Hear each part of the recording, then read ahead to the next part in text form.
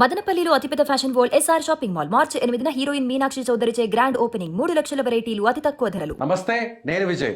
ముఖ్యంగా ఈ గ్రహణ సమయంలో ఏ రాశి వారికి ఎక్కువగా అనుకూలంగా ఉంటుంది, అలాగే ప్రతికూలంగా ఉంటుంది. అయితే నిజంగా 5 రాసుల వారికి ఈ గ్రహణం వల్ల చాలా ప్రతికూల ఫలితాలు ఉంటాయని చాలామంది పండితులు చెప్తున్నారు. ఇది కరెక్టో కాదో తెలుసుకునే ప్రయత్నం చేద్దాం. మనతో పాటు స్టూడియోలో ఉన్నారు ప్రముఖ జ్యోతిష్య పండితులు నానాజీ పట్నాయక్ గారు. గురువుగారు నమస్తే. శ్రీమాత్రే నమః. అందరిలో ఒక కన్ఫ్యూజన్ అయితే క్రియేట్ అయింది. చంద్రగ్రహణం వల్ల కొన్ని రాసుల వారికి ప్రత్యేకంగా చాలా ప్రతికూల ఫలితాలు, అంటే జీవితంలో ఎప్పుడూ చూడనటువంటి కొన్ని అరిష్టాలు, నష్టాలు కూడా జరిగే అవకాశం ఉందని రకరకాలుగా అందరూ చెప్తున్నారు. కరెక్టే అంటారా? చాలా మంచి ప్రశ్న వేశారండి. ఇక్కడ మనకి మీరు అన్నట్టుగా కన్ఫ్యూజనే. ఎందుకంటే కొన్ని రాసుల వారు అపుర కుబేరులు అయిపోతారు, ఈ 4 రాసుల వాళ్ళు అపుర కుబేరులు అయిపోతారు, ఈ 4 రాసులు ఎందుకు పనికి రాకుండా పోతారంటారు. నేను ఒక చిన్న లాజిక్ క్వశ్చన్ వేస్తాను మీకు. ప్రతి సంవత్సరం మనకు 4 గ్రహణాలు వస్తాయి. ఈ 4 గ్రహణాల్లో 1-2 గ్రహణాలు మనకు కనిపిస్తాయి, కొన్ని కనబడవు ఆ సంవత్సరం అంతా.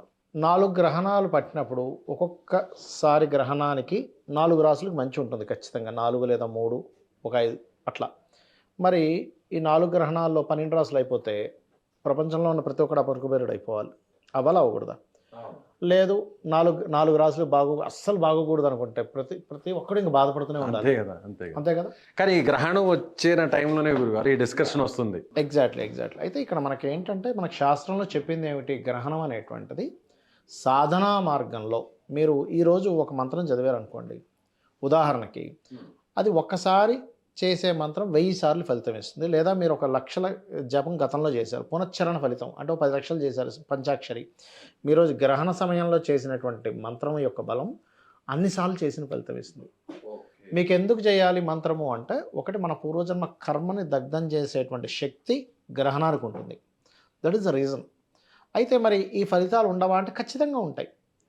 అయితే ఒక్కొక్క విషయం ఒక్కొక్క రాశి వారికి ఒక్కొక్క దాని మీద ఉంటుందండి. ఇక్కడ ఇప్పుడు గ్రహణ ప్రభావం పడేటువంటి రాశులు ఏమిటి అని చెప్పి తీసుకుంటే, సింహము, కర్కాటకము, కన్య, ధనస్సు, మేషం ప్రతికూలంగా ఉండేవి. సో ఈ ప్రతికూలంగా సింహరాశి, కర్కాటక రాశి, కన్యా రాశి, మేషరాశి, ధనస్సు రాశి. ఓకే, ఇప్పుడు మనకు చూడండి, గ్రహణ సమయంలో స్త్రీ జాగ్రత్తగా ఉండాలంటారు. మేషరాశి స్త్రీలు జాగ్రత్తగా ఉండాలి, ఎందుకంటే పంచమ స్థానంలో గ్రహణం పడుతుంది కాబట్టి, పంచమ స్థానం గర్భస్థానం కాబట్టి ఆ స్త్రీలు కాస్త ఆ సమయంలో కాస్త రెస్ట్ తీసుకుంటే మంచిది. గురువు గారు, ఒక్కొక్క రాశి గురించి డిస్కస్ చేద్దాం. తొలుత మీరు సింహరాశి అన్నారు. సింహరాశి ఉన్న పురుషులు కానీ, స్త్రీలు కానీ, పిల్లలు కానీ, పెద్దలు కానీ ఎలా జాగ్రత్తలు పాటించాలి అంటారు? ముఖ్యంగా సింహరాశి వారు కొంచెం మెంటల్లీ డిస్టర్బ్ అయ్యే ఛాన్సెస్ ఉంటుంది. బికాజ్ ఆఫ్ చంద్రగ్రహణం రాశిలో ఏర్పడుతుంది కదా, చంద్రమా మనసో జాతః అన్నారు కాబట్టి కేతువు చంద్రుడు కలయిక అనేటువంటి స్ట్రాంగ్ డెసిషన్స్ ఇస్తుంది. ఎట్ ఏ సేమ్ టైం తెలియని ఒక వైరాగ్య స్థితిని కూడా తీసుకెళ్తూ ఉంటుంది. కాబట్టి చిన్న విషయాలకు వీళ్ళు కలత చెందకుండా ఉండగలగాలి. కొంచెం ఆధ్యాత్మిక దీంట్లో ఉండడం, కొంచెం మెడిటేషన్ చేసుకోవడం, గ్రహణ సమయంలో కాస్త గణపతిని ధ్యానం కనుక చేస్తున్నట్లయితే ఇబ్బంది అనేటువంటిది ఏమీ ఉండదు. మరియు ఇంకొకటి ఏంటంటే, దీనికంటే ముందు 15 రోజుల ముందు సూర్యగ్రహణం వచ్చింది. సో లగ్న సప్తమాల్లో అంటే రాశి సప్తమాల్లో సూర్యచంద్ర గ్రహణాలు పట్టింది కాబట్టి, ఎప్పుడైనా సరే గ్రహణం యొక్క ప్రభావం అనేటువంటిది 40 డేస్ ఉంటుందండి. గ్రహణం 40 డేస్ ఉంటుంది. సో ఈ 40 డేస్ కూడా వీళ్ళు పార్ట్నర్షిప్స్ విషయంలో కానీ, వివాహ నిర్ణయాలు తీసుకునే విషయాల్లో జాగ్రత్తగా ఉండాలి. అది సింహం వారు. ఇక కన్యవారు కనుక, అలాగే పిల్లలు, చిన్నపిల్లలు, అంటే ఈ గ్రహణ ప్రభావం చిన్నపిల్లల మీద కూడా ఉంటుందండి ఖచ్చితంగా. చిన్నపిల్లలనే కాదు, ప్రతి ప్రాణికోటి మీద ఉంటుంది, మనుషుల మీదే కాదు. జ్యోతిష్యం అనేది, జ్యోతిష శాస్త్రం అనేది 14 ఏళ్ల లోపల ఉన్న పిల్లలకు వర్తించదు. అది తల్లిదండ్రుల ఏదైతే జ్యోతిష్యం ఉంటుందో అదే వీళ్ళకి కూడా రెప్లికేట్ అవుతుంది. ఏ మహర్షి కూడా 14 ఏళ్ల లోపల వర్తించదని ఎక్కడ రాయలేదు, ఏ శాస్త్రంలో రాయలేదు. అలా అయితే మీకు మరి బాలారిష్టాలు అలా చూసుకుంటాం, నక్షత్ర దోషాలు అలా చూసుకుంటాం, నక్షత్ర శాంతులు ఎందుకు చేసుకుంటున్నాం. ఓకే, సో 14 ఏళ్ళ లోపల ఉండదు. 60 ఏళ్ళు దాటితే మాత్రం దాని గ్రహ ప్రభావం తగ్గుతుంది అంటారు. ఓకే, అంటే వాళ్ళ కర్మ అనేటువంటిది హాఫ్ ఆఫ్ ది కర్మ అయిపోయింది. సో కొంచెమే మిగిలింది, ఏమైనా సరే వాళ్ళ హెల్త్ మీద చూపిస్తూ ఉంటుంది అంటారు, అంతకుమించి ఏం లేదు. ఇప్పుడు సింహరాశి వారు గ్రహణానికి ముందు ఏం చేయాలి, గ్రహణ సమయంలో ఏం చేయాలి, గ్రహణం విడుపు తర్వాత ఏం చేయాలి, మీరు చెప్పినటువంటి ప్రతికూల ప్రభావాలు తగ్గాలి అంటే? ఫస్ట్ ఆఫ్ ఆల్ ఏంటంటే, గ్రహణం అనేటువంటిది ఏదో జరిగిపోతుందనే దానికంటే కూడా ఫస్ట్ ఇది ఒక సాధనా మార్గము, సాధన చేసుకోవడానికి గొప్ప వరము అనుకోవాలి. ఎందుకంటే ఇది 1 టైం చేస్తే 1000 టైమ్స్ కదా. అంటే మీరు ఒక 3 సంవత్సరాలు జపం చేసిన ఫలితం వచ్చినట్టే కదా మనకి. 1000 డేస్ అంటే 3 years కదా ఆల్మోస్ట్. సో ఇక్కడ ఏంటంటే గ్రహణ సమయం మనకి యాక్చువల్గా మన ఇండియాలో కనబడేది మాత్రం 6:22 నుంచి 6:47 మధ్యలో కనిపిస్తుంది, సాయంత్రం పూట ప్రత్యక్షంగా మనం వీక్షించడానికి కనబడేది. ఓకే, కాబట్టి ఇది కనబడుతూనే గ్రహణ చంద్రోదయం అవ్వడమే గ్రహణంతో చంద్రోదయం అవుతుంది. దీనివల్ల దేశకాల పరిస్థితుల్లో కొన్ని ఫలితాలు ఉన్నాయి. అలాగే సింహం వారు కానీ ఏ రాశి వారైనా సరే మన గ్రహణం ప్రారంభమయ్యేది ఎప్పుడు, కనబడేది ఎప్పుడు అంటే కనబడడం 6:22 అయితే ప్రారంభం 3:35 టైంలో ప్రారంభం అవుతుంది. కాకపోతే మనకు కనబడకపోయినా జపంలో కూర్చోవాలనుకునేవి అయితే కూర్చోవచ్చు. లేదనే 6:22కే కూర్చుంటానంటే చక్కగా అప్పుడే పట్టు స్నానం చేసి కూర్చొని 6:47 వరకు కూర్చోవచ్చు, నో ప్రాబ్లం. అయితే ఇక్కడ నేను చెప్పేది ఏంటంటే సింపుల్గా ఎవరైనా సరే ఈ టైం టు ఈ టైం జపంలో కూర్చోవడం వల్ల మంచి ఫలితాలు వస్తాయి. ఆ సమయంలో మాత్రం బయటకైతే మాత్రం రాకూడదు. గ్రహణ సమయం ఈజ్ మోస్ట్ ఇంపార్టెంట్ కాబట్టి ఆ సమయంలో మీరు జపం చేసుకొని నెగటివ్ ఎనర్జీ ఫామ్ అయ్యే టైం.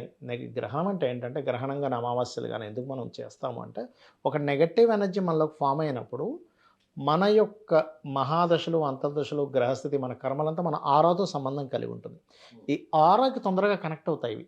ఎప్పుడైతే మన దశ కొంతమంది చూడండి, నాకు మంచి మహాదశ నడుస్తుంది, మంచి అంతర్దశ నడుస్తుంది, కానీ ఏంటో నాకు కలిసి రావట్లేదు అంటారు. ఎందుకు అంటే కారణం ఏంటంటే ఈ సమయంలో వీళ్ళు ఎప్పుడైతే ఒక ప్రొటెక్షన్ని తెచ్చుకోలేదు ఒక మంత్రంతో, ఆ నెగిటివ్ ఎనర్జీ ఎప్పుడైతే వీళ్ళలోకి ఫామ్ అయిపోయిందో వీళ్ళకి రావాల్సిన అదృష్టాన్ని వీళ్ళు కోల్పోతారు. అది ఎంత మంచి దశ అయినా సరే వాళ్ళు కోల్పోతుంటారు. అంటే రావాల్సింది రాదు, ఎంత రేంజ్లో రావాలో ఆ రేంజ్ తగ్గిపోతూ ఉంటుంది. అందుకని మనం చేసుకోవడం. ఇంకోటి ఏంటంటే బ్లాక్ మ్యాజిక్స్ కొన్ని నెగటివ్ పట్టుకుంటాయి, పిశాచ యోగాలు ఎక్కువగా పట్టుకుంటాయి చెప్పాలంటే. సో చాలామంది కూడా ఏమంటున్నారంటే గ్రహణ సమయంలో ఇంట్లో ద్వారాలన్నింటినీ కూడా మూసివేయాలి, కిటికీలు తలుపులు అన్నింటినీ మూసి ఇంట్లో ఉంచుకొని మీరు అన్నట్టుగా జపాలు చేయడం అనేది, లేకపోతే మంత్రోచ్చారణ చేయడం అనేది, దేవుణ్ణి ఆరాధించడం చేయడం చాలా మంచిది అంటుంటారు. అంటే మూసేయమని ఎక్కడ చెప్పలేదండి, దర్భ వేసుకోవాలి. ఇంకోటి ఏంటంటే కొంతమంది ఆ సమయంలో అంటే కొంతమంది హేతువాదుల వల్ల కూడా ప్రజలకు చాలా మంచి కూడా జరుగుతుంది, మనం వ్యతిరేకించట్లేదు. ఆ సమయంలో నేను సమోసా తింటున్నా, లడ్డు తింటున్నా, నాకేం జరగట్లేదు చూడండి అంటారు. అని కొంతమంది సోషల్ మీడియాలో నేను ఒక ఉదాహరణ అడుగుతాను మిమ్మల్ని. సిగరెట్ పెట్టి మీద ఏం రాసి ఉంటుంది? స్మోకింగ్ ఈజ్ ఇంజూరియస్ అనేది క్లియర్గా ఉంటుంది కదా, అది అబద్ధమా నిజమా? నిజమే కదా. ఇప్పుడు ఆరోగ్యంగా ఉన్న ఒక వ్యక్తికి ఒక సిగరెట్ తాగిస్తాం, ముందు టెస్ట్ చేస్తాం, సిగరెట్ తాగిన తర్వాత టెస్ట్ చేస్తాం, ఏమీ డిఫెక్ట్ ఏమి ఉండదు. కానీ అది చాలా కాలం తర్వాత దాని పర్యవసనం తెలుస్తుంది. ఎగ్జాక్ట్లీ. మరి ఏమీ లేదు కదా, సిగరెట్ పెట్టి మీద ఉన్నది రాంగ్ అంటామా? వాడు తప్పు రాస్తున్నాడు, వాడంతా అబద్ధాలు రాస్తున్నాడు, అబద్ధాలు కోరు, ఎట్లా మీరు తప్పుదోవ పట్టిస్తారు అనగలమా? అనలేం. ఎందుకు? ఇట్స్ డిపెండ్ ఆన్ ఒక సంవత్సరమో 6 నెలలో 2-3 సంవత్సరాలు, ఒక చైన్ స్మోకర్లో ఒక 5 సంవత్సరాలు తాగిన తర్వాత అప్పుడు లోపల మీకు ఎఫెక్ట్ కనిపిస్తుంది. అలాగే ఒక గ్రహణ ప్రభావం ఒక మనిషికి తన జీవిత కాలంలో మనం సంవత్సరానికి 4 గ్రహణాలు అనుకున్నాం, ఆ 4లో మన దేశానికి 1-2 కనిపిస్తే ఒకసారి కనబడవు. అలా ఒక 50 సంవత్సరాల పీరియడ్లో ఒక 50 సార్లు ఆ గ్రహణ ప్రభావం పడ్డప్పుడు అతని మీద మాత్రమే కాకుండా మన జెనెటిక్స్, మన యొక్క తర్వాత తరాల వారికి వారసులకి ఈ ఎఫెక్ట్ అయినటువంటి శరీరాన్ని, ఎఫెక్ట్ అయినటువంటి దాన్ని మనం ఇస్తున్నాము. సో అందుకని మన మహర్షులు ఇదంతా క్యాలిక్యులేట్ చేసి నాయన నువ్వు ఇవి పాటించు, దీనివల్ల నువ్వు ఉద్ధరింపబడతావు, నీ తర్వాత జనరేషన్స్ కూడా నువ్వు మంచివి ఇచ్చిన వాడు అవుతావు అనే భావనతో చెప్పారు. ఇక్కడ వరకు అయితే మాత్రం ఈ 5 రాశుల వారు ఈ జాగ్రత్తలు అయితే పాటించుకుంటే సరిపోతుంది. ఓకే. అలాగే గ్రహణానికి ముందు కూడా ఆ సమయానికి ఆరంభానికి ముందు స్నానాన్ని చేసి అప్పుడు కూర్చొని మంత్రోచ్చారణ కానీ జపం కానీ దేవుణ్ణి ఆరాధించడం చేయాలి అని అంటుంటారు. అలాగే గ్రహణం విడుపు తర్వాత కూడా మళ్ళీ స్నానం చేయాలి అని అంటారు. నిజమేనంటారా? పట్టు స్నానము, విడుపు స్నానము అనేటువంటిది మనకి శాస్త్రంలో ఉన్నటువంటిది. ఏం లేదు, స్నానం చేస్తాము, చక్కగా ఆచమనం చేసుకొని జపం చేసుకుంటాం. జపం చేసుకోవడం ద్వారా మనకు ఒక పాజిటివ్ వైబ్ అనేటువంటిది వస్తుంది, పాపకర్మ అనేటువంటిది తగ్గుతుంది అనేటువంటి దాంట్లో. అంటే గ్రహణం అనేటువంటిది నువ్వు ఆ సమయాన్ని ఒక గోల్డెన్ టైమ్గా నువ్వు వినియోగించుకోవాలి అనేటువంటి చెప్పేది. రైట్ గురుగారు, థ్యాంక్ యూ.